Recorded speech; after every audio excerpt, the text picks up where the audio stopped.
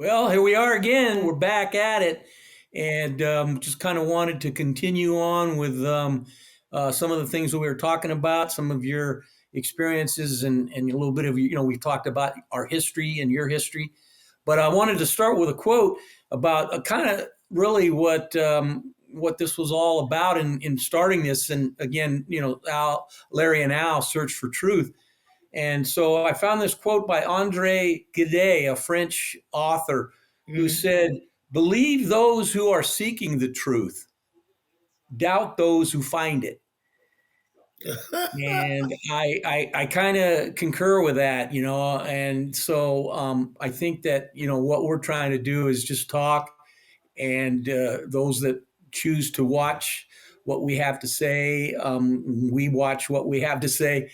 Uh, it really is a kind of discussion about the truths of life. And so, you were talking about the last podcast, you talked a little bit about, I asked you about how you got into corrections. And I had, like I say, a lot of similarities. And I think I mentioned in one of our podcasts about how I had dropped out of school. I was taking, general education courses at Cypress College. I had played football, but had to drop out to kind of help out the family. And I decided I wanted to go back. And so I went back um, and took some courses and worked part time. I had a job, and I quit that job, and I was a janitor. And I know you've done janitorial work too, so we had that similar. But I was a janitor at night, and I would go to school in the mornings and afternoons. And I took this course called Introduction to Human Services. I really didn't know Mm. what it was, but I met an instructor there named Will Cooper, who to this day is still someone I consider probably one of the most important instructors I ever had in my educational journey. And it's a lengthy one. But anyway, he suggested one time that I volunteer. They had openings up in Los Angeles County probation, and I there was a Mm. Camp Page up in Yeah. the San Gabriel Mountains. So because I was an athlete, kind of healthy, young, I went up there and volunteered. And went up and would spend the weekends up there, or Saturdays, and hang out, play sports, work in the dorms with the Mhm. guys, and I kind of got exposed to that particular field. So then, when an opening came up for a night man, what they call group supervisor one, which were the Right. shift of 10 at night till 6 in the morning, I applied for that job. And of course, I had no experience other than what I had done at the volunteer work. And they did it on a kind of a point system. So there were a lot of people interviewing. It was a pretty lucrative position to get. And I really didn't feel I had much of a chance. But when Mhm. I got my scoring back, I scored really high. They score you on a points. And probably a short period of time after that, I actually got offered it was what they call as needed. It was more of a part time. I mean, you got called in when you were needed, but I got hired, and I really was never could figure out exactly at the time why I was that fortunate, because I think the competition, there were a lot of people coming out of the military. I mean, there were a lot of things that they extra points for service and so on and so forth, which I didn't have. But it was really I eventually found out that it was my volunteer work up there in the camp page that actually got me Right. in the door. And of course, then I continued to went back to school. That continued. I could study at night. Had, like I said, as a night shift, you basically were doing room checks every half hour, but you had plenty of time in that 8 hour shift to study. So anyway, that's how I got into it. And it sounds kind of similar to yours, where the coach came up to you and said, go apply Yeah. at Youth Authority, and you did. And of course, again, as we say, the rest is history. But I guess you find a truth that sometimes, doing certain things in life, you don't really know what the benefit is. You don't necessarily do it for the benefit, but it ends up working out for you. And that's how it did with me. And of course, like I said, I went on, continued in probation work. But again, similar to you and the probation officer search, that's kind of ultimately what I wanted to do, was leave the institutions and go out into the field as a probation officer, which was the natural course. But same thing happened to me. The first time I went around, I ended up in the A group and was just maybe a couple of short of getting into the class. You know, they only took a certain number. And then a year and a half later, I applied again, and this time I made the B group. So for some Mhm. reason, I didn't do as well. And I was like you, was working on my teacher credential, and basically said, no, then this isn't for me. Correction, I'm going to go into education, and got my When, teacher. what year did you compete for probation officer? It would have been in probably 1981, 82. I was at Youth Guidance Okay. Center as a DPC, Deputy Probation Counselor one, and it was in the Okay. early 80s. I competed in 70, 71, 72, and Wow. back then Orange County was all over the state. Okay, everybody Mm-hmm. came in from the state, and Oh, so I went in and I didn't make it. And the reason why I didn't make it, I want you to listen to this, Larry. I was unprofessionally dressed. yes. Okay, you know what I had on? From my perspective, I had on a sweater shirt, button to the top, and a sport jacket on and slacks, but I didn't have a tie on. Hmm. Okay, my homeboy told me he grew up in Oakland and he went to Orange State before it became Cal State Fullerton, and he said, and I didn't have that experience of wearing a tie to an interview. You know what I'm saying? And so, and I would interview. Then I interviewed for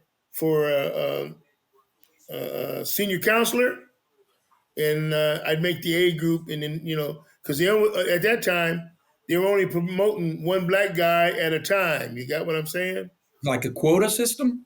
Oh yeah, it was a quota system. Yeah, because we used to sit there and we used to watch. I used to watch and say, how did that person get to be probation officer? Well, what I learned was that the people were politicking, and if the right person says you were okay, then you became a probation officer. You think that still goes on today? Oh, Larry. Oh, Larry.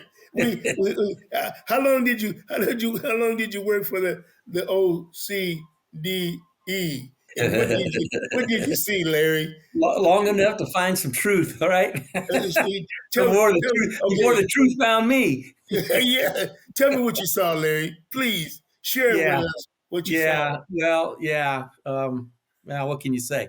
You know, it is what it is, as they say. Okay, But it yeah, it, it still happens, and the reason why, it, because there's no shortcuts, and instead of getting down and just doing the hard work, okay, so is that a truth? Is that a truth? Again, back to what we talked about in our last session well, about sports, hard let work. me Is that let me just a ask you a question, Larry. Let me ask you this question: when you accomplish something and you take ownership of it, how do you feel after you complete the task?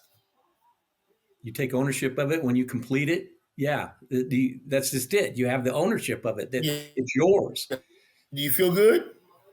Yeah. Okay. And just think about the degrees that you have. When you went to class and you had to write those papers, okay, you didn't take no shortcuts. You know, I never really consider myself a very smart person, and I really don't consider myself a very smart person. But I do feel that I have the hard work, and that's why I truly believe in that. That it's hard work that gets you where you want to get, and if you don't get there, it really is on you that you didn't put the work in.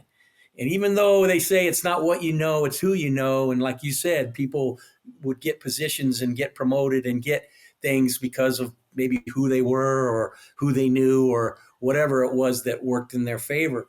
But like you said, could you really be proud of that? And I guess for Well, me, the answer, Larry, you are a bright guy. I'm gonna say I've known you for over 30 years, and you are a bright guy. because think about this, Larry. We both have AA degrees. Is that correct? Correct. We both have Bachelor of Science degrees. Is that correct? Correct. We both have teachers' credentials, master's teachers' credentials. Correct? Correct. I got counseling credentials. Correct? Right. Correct. Okay. And we both have master's degrees in educational administration. Is that Right. correct? Correct. Well. Think about that. And I went to class. You went to class. That And was the key right there. I went to class okay, and and we I didn't we put didn't the work we, in. we didn't do the newfangled thing where you went 3 months at a time and you know that kind of thing. No, I went to class, man. I'm driving from Joplin and I'm going to class on Monday and Wednesday, Tuesday and Thursday. I'm going to class from 4 to 7. Okay, Tuesdays and Thursdays. I'm going to class from 4 to 7. I get there at 3:30, and I go to class, and I go to class from 4 to 7 and 7 to 10. Hmm. Hmm. Yeah. Okay, you got what I'm saying? I remember those classes back to back like that, 4 to 7, Yeah. 7 to 10. Okay. Okay. Right. 6 hours Okay. basically of classes after Yeah. you've been working all day. After you've been working all day, Hmm. okay, and Hmm. on Monday, Wednesdays, and Fridays, I'm coaching junior American football. Right. Yeah. Yeah. I was coaching high school football, You going to see this? school full time and working full time. Yeah. Right. Oh Right. man! And people say, "Well, how did you do it?" Well, it had to be done. I mean, it Exactly. No had to simpler be answer. done. No simpler Okay, answer. it had to be done. Okay, I remember it was the year that Brenda and I got divorced. We're getting divorced. I was president of statewide a professional organization. I was coaching junior All American football, and I was taking the full load graduate classes. Yeah.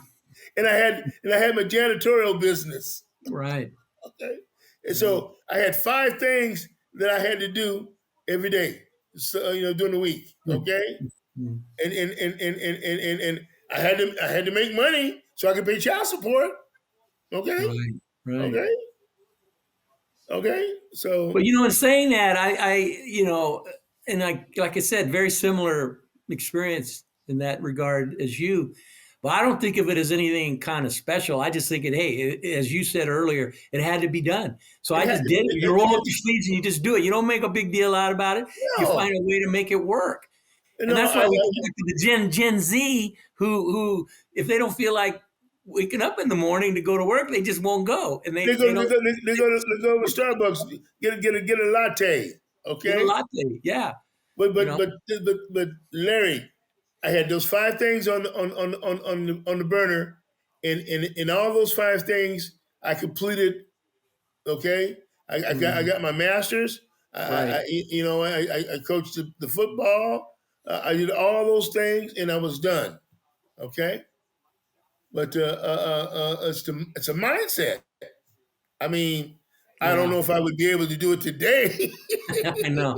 Or I wouldn't want to do it again. But I wouldn't want to do it again. But I, right. but I, I had children to think about. I had 3 kids at the Yeah, house, and exactly. and I wanted to make sure that they were, because when you end a relationship,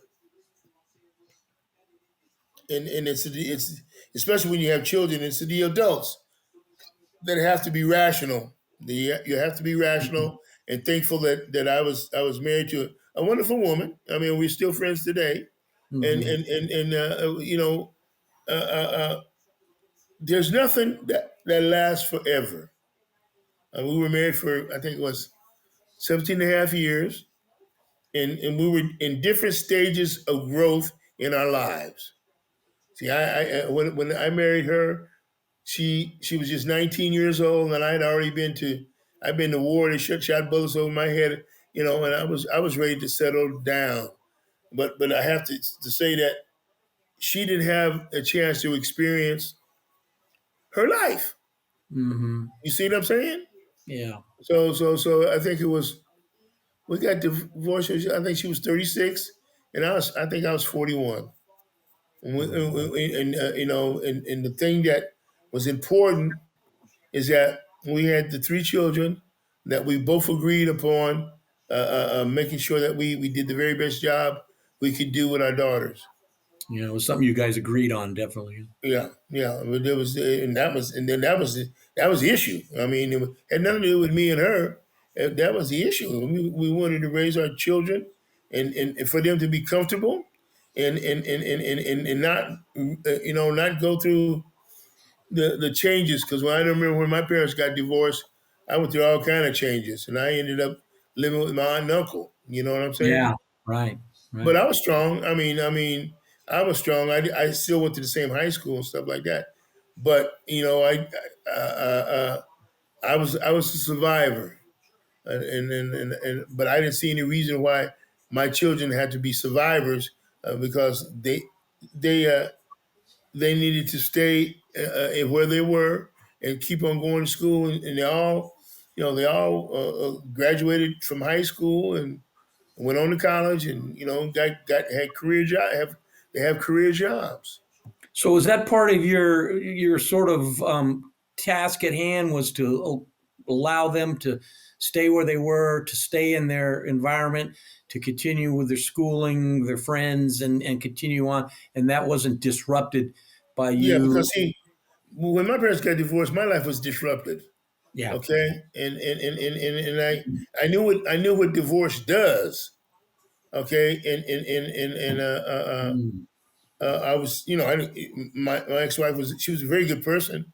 She was a very good mother, and she did, and we had a nice relationship. I didn't miss anything. I just didn't live at the house. You know what I'm saying? Mm. I mean, I Right. went to all the parent conferences. I went to, the programs, the dance. I picked them up, took them over here, did whatever they were supposed to be doing, and and every other weekend, with the older girls, they were already. My oldest daughter was already driving, so they were already doing high school stuff, and so the youngest one, she was like 6 or 7, and so we did every other weekend until she got to be about 12 years old, and she got to doing stuff with the Girl Scouts and the sleepovers and stuff like that. And so what I did is I just modified my time. I would pick her up, on a Monday or a Wednesday. We'd go to the movies or whatever, whatever. Because I never wanted to. And this was really funny. And then around about that time, everybody was getting divorced. I don't know if you paid attention to it. That was around about 84, 85, around that Mhm. time. And I would run across guys that were, they would say, well, just my weekend. This is my weekend. I want to be with my kids this weekend. I want to do da da da. And I'm thinking, no, shoot, this is my weekend. I'm okay, all right. But then I start figuring it out. Why did I have that same kind of veracity in my mind? Well, what I found out, those guys that were fighting for their weekends never spent time with their children in the beginning. I spent, Mm. I would come home from work, and fix snacks, help them with their homework, and take them. If I was coaching, they'd go with me to go coaching. But I spent time with my children all the time. I mean, put them to bed, and I would go to. I had my janitorial business, so I'd go to bed at. They would go to bed at 9 o'clock, 10 o'clock, and I'd go out and go to work, and then come back home about 5 o'clock in the morning, and and wake them up, get ready to go to school. Mhm. Okay, but that's when I said to myself, "Wow, why didn't I have? I had a break every other weekend. You see what I'm Mhm. saying? Mhm. Mhm. And but it wasn't a thing where I was fighting for their presence, okay? Because The older girls, I had to let go because they were in high school. You Mm. see what I'm saying? And every other weekend didn't fit their program. Yeah. And then when Kim got to be 12 years old, it didn't fit her program. Yeah. Okay, Yeah. so I had so you have to adjust to the child.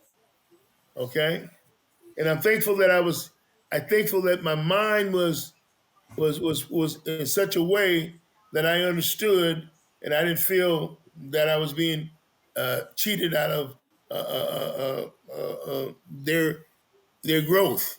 No, there wasn't. The only difference was I just didn't live at the house no more. Yeah. But we still, I still did activities with them. Like I said, parent conferences, things like that.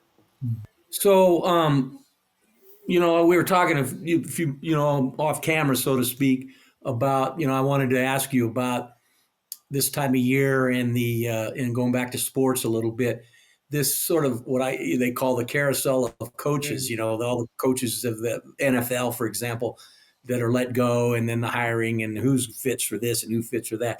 So I kind of wanted to know what your thoughts are about that, as far as the psychology behind it, the sociology behind this whole kind of coaching carousel um phenomenon. Well, we already got two black coaches. Okay, this year Hmm. that have made it. The guy from the Raiders, Right. he's the Raider coach, and the Right. guy that is taking over for Bill Belichick with Right. with the Patriots. Hmm. Okay, he Hmm. and the thing that's most ironic about the carousel is that the black guys get the short leash. You know what I'm saying? Hmm. If they're not successful right out the bat, they don't get 3 years, 5 years. Hmm. Okay, they get zoop and then gone. Hmm. But it depends on who the owners of the teams are and what are So, their philosophies. Okay, all right. okay. So, The guy at Pittsburgh's been here how long? God, he's been there what, 15 years? Has that been that long? Or That's what and he wins every year. right? Okay, and they don't believe me. They don't have a blazing team. Okay, No, no. but they compete. You Right. get you get what I'm saying? They Hmm. compete, okay, and they play hard, and they make the playoffs every year, or he has a winning team every year. Hmm. And look what Hmm. happened to Philadelphia. Yeah, tell me about that. That's a big curiosity for me. But what's your thoughts on that? There was something going on that we'll never know about, but the coach lost the team. This is what happens in pro sports. The guys that the guy that was the quarterback guy for Jalen Hurts last year is the head coach at Baltimore. I mean, not Baltimore, but the Colts, and he brings in a guy that's a loser from nowhere, everywhere he's been as a defensive coordinator, right? Right. And he everywhere he's been, he's been a loser. Hmm. So I don't know. Sometimes it's like when I was in Vietnam. There was no time to play in the foxhole, and I would never get in the foxhole with a guy who didn't have his weapon squared away and have his gear squared away and ready to go. You see what I'm saying? Yeah. Okay, and there was no, from the time we hit that foxhole until the sun came up in the morning, we had to be alert. Hmm. Okay, and you had to have your weapons squared away, ready to go. But I'm saying that to say this is if you're a head coach, you got to know what you have and how do you oversee those guys that are supposed to be your coordinators. Okay, It's more than X's and O's then. it is. You remember when we played football? The football coach was the last word in authority. You do it my way. You do it my way, or you're sitting on the bench. So you had to do it their way. Mm-hmm. Okay, whether it worked or not, you still had to do it their way. And what's I think what's happening is that today's football is changed so drastically from 5 years ago. Mm. Okay, you need a certain body type to play positions, more speed. You got what I'm saying? Mm-hmm. And you got to be speed and strength. Mm-hmm. Okay, because it's not the running. Running is you have to be able to catch the ball and then run the ball. Okay, they're not blocking. They're not pulling. They're not man on man, and blocking here and there. They're moving the line by movement, like man goes in motion. You remember? Mm-hmm. You go in motion, Yeah. you have to make an adjustment. Right. Oh, Right. Well, we're about wrapping up again, another one here, but I'm going to leave you with something for our next one. Again, continuing on this topic of the coaching carousel is the young and upcoming coach versus the old established coach. What's the better choice for a team trying to rebuild? So that's going to be my thought for you to ponder on for our next one. And again, I will close with saying that people don't have to believe us because we're seeking the truth, search for truth, but they should doubt us if we say we found it. And so, with that, I'll close. And until the next one, uh, good night. okay, Larry. You bet. Those of you that are out there listening, subscribe to our page so that you can get the notifications of when we're going to record again.